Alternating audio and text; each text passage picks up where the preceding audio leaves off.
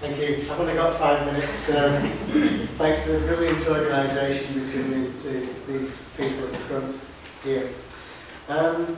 So I'm going to try to touch on what seems to me to be some of the really core things in this whole debate about outcomes. Now, this might not necessarily be in a kind of coherent way, but at least I think I'll get the sort of key things in. I want to start in the UK, and I'm going to end up in Ireland. I'm starting in the UK because in 2010 there was a committee of inquiry into youth services. If you haven't read it, it's very, very instructive. It's a top-level inquiry, it's government-level inquiry. It doesn't get any more rigorous, any more systematic, or any more important. Paragraph 31 of the report says, and I quote, "There is no objective evidence of the impact of youth work." Just say that again. There is no objective evidence of the impact of youth work.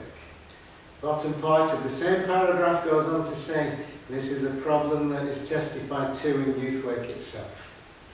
They had a whole stream of people, some of the most notable people in youth work, in front of them as witnesses, and the conclusion was that people from the youth sector itself were saying, hands up, we're struggling in terms of demonstrating or talking coherently and convincingly about outcomes. Now, I don't need to tell you about the trouble that puts you in.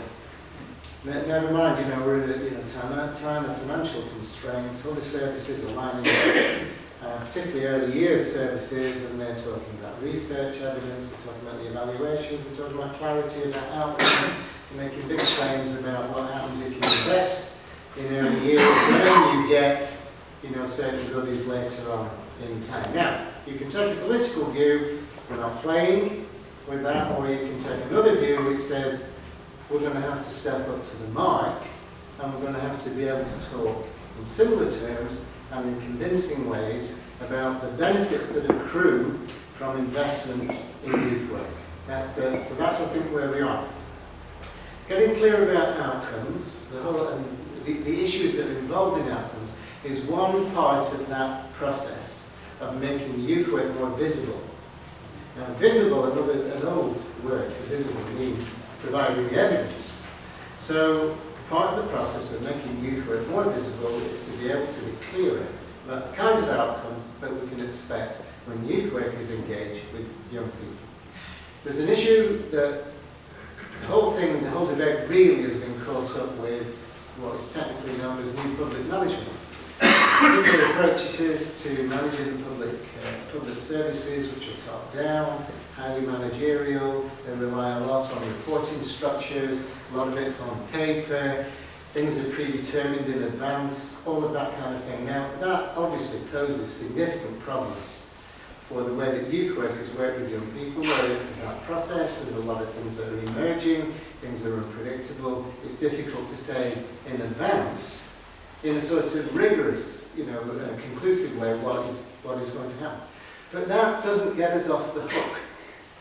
Whether all these people want you to work in a certain sort of way or not, in my view, we should still be able to say, what is it that we achieve, or at least what is it that we're trying to do, and say that in some clear ways when we're working with young people, and to be able to defend that, to justify it to anybody that asks us. So, I think that we need to think about two things. One is about making the kind of outcomes discussion part of an understanding that outcomes arrive from a commitment to a certain kind of process. Okay, so it's not that the outcomes debate is somehow antithetical to the notion that youth workers are interested in process. So the process, if done well, leads to certain kinds of outcomes. So, if you are working with young people in an empowering way, then certain kinds of things will develop. Now, not necessarily in a simplistic causal way, that's another kind of issue. But what we need to be able to say is, what are the links, or what are the outcomes that derive from the kind of process that we are committed to, which in turn is based on certain fundamental values.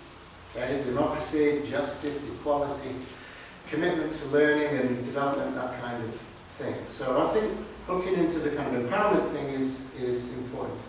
If you work in an empowering way, there's results for individuals, that's in terms of knowledge, skills, attitudes. But more than that, it's also about changes in conditions or changes in the way that services operate. If you scale it up, enough changes in the way that services operate, you're talking actually about institutional or even social change. So we need to make more of that, not just talking about changes in individuals, but also the changes that accrue when we work with individuals and we work with groups and we address issues and conditions. Recently, there's been some interesting developments in research. So I'll just mention one. So there's an outfit that has been funded by the European Commission. It's an international collaboration. The lead researcher is somebody called Burford. If you want to have a look at the website that they have developed, it's called wevalue.org. And what they show is that it is possible to use the kinds of processes that youth workers are used to using in their everyday work for the purposes of rigorous and robust evaluation. And I'll just give you one example. They provide an instance of working with young people which really is about empowerment, and it's about developing the voice of young people around a particular issue. Now, how do you know that that is taking place? Okay, so you're working away, how do you know, yes, voice is being developed? So they give you some examples, and they use simple things like lineups. So a lineup is, over there we have strongly agree, over there we have strongly disagree, and points in between. Stand where you are in terms of the number of indicators. Do you feel that your voice has been respected in this process? And they go and stand along the line somewhere. Now that can be recorded, testified to. People don't think about that as research or even as evaluation, but you put another spin on it and it is. So the point there I'm trying to make is that there are methods available that fit with the kinds of ways in which we work that can be used to attest to development, change and outcomes. And I think that's important because we're going to need to be able to do that within existing resources in ways that are realistic but also credible. Okay, now the opportunity, I know I've only got 5 minutes, I'm going to shut up. The opportunity that we've got is the youth strategy will be written in the near future in Ireland, and what we need to make sure is that that youth strategy properly reflects the kind of fundamental commitments that the service has got, but it can express those clearly and explicitly. So if we want, for example, youth workers to work with young people in a relational, engaging, developmental, empowering way, that has to be expressed precisely in the youth strategy, and on the basis of that, we then can say these sorts of outcomes will accrue from that kind of work, so that we've got a close link between the process and the outcomes. Thank you.